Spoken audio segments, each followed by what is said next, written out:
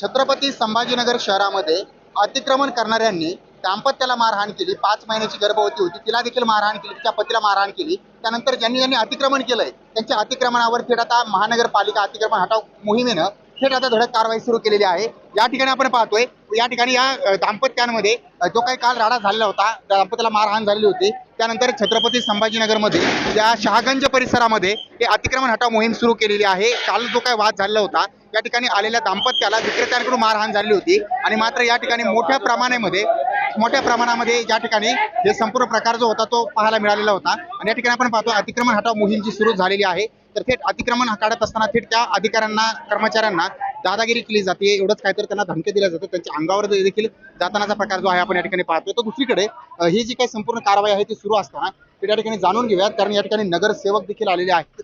कारण काल जो प्रकार घडलेला होता तो अतिशय निंदनीय होता आणि त्यानंतर ही कारवाई जी आहे ती करण्यात आलेली आहे।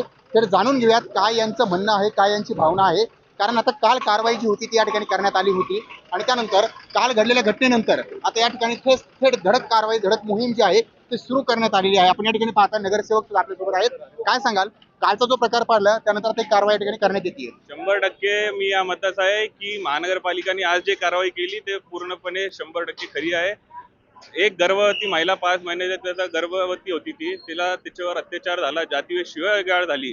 त्याच्यानंतर हे कारवाई मी वारंवार महानगरपालिकेला विनंती करत होतो की हातगाडीवर आपण कारवाई करावी, कारण की इकडे जे राहणारे लोक त्यांना मोठ्या प्रमाणात त्रास आहे। कोणाला जर अटॅक आला किंवा काय आजार झाला तर त्यांना जायला सुद्धा जागा इथून पायी जागा नाहीये।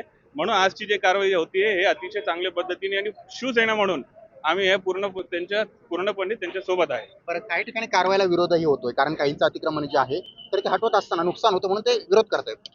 त्यांना वारंवार मागील 8 दिवसापासून महानगरपालिका त्यांना सूचना देते, त्यांच्या गाडीच्या माध्यमातून त्यांना कंटिन्यू अनाउन्समेंट करून सूचना देत होते, तरी ते ऐकत नसेल तर त्याच्यावर कारवाई 100% होणार आहे। मग किती वेळ द्यायचा, अजून किती थांबणार? बरं, कालचा जो प्रकार पाहिला होता, 5 महिन्याची गर्भवती महिला होती, तर त्या महिलेला या ठिकाणी त्रास दिला, दाम्पत्याला त्रास देण्यात आला, शिवीगाळ करण्यात आली आणि या ठिकाणी मारहाण जी आहे ती करण्यात आलेली आहे। ते संपूर्ण पथक जे आहे ते या ठिकाणी दाखल झालेलं आहे। या पथकाच्या माध्यमातून अतिक्रमण हटाव मोहीम जी आहे ती जोराशोरात छत्रपती संभाजीनगरमध्ये सुरू आहे। सचिन बडे, लोकशाही मराठी, छत्रपती संभाजीनगर। लोकशाही मराठी, ऐका, पहा, जागरूक रहा।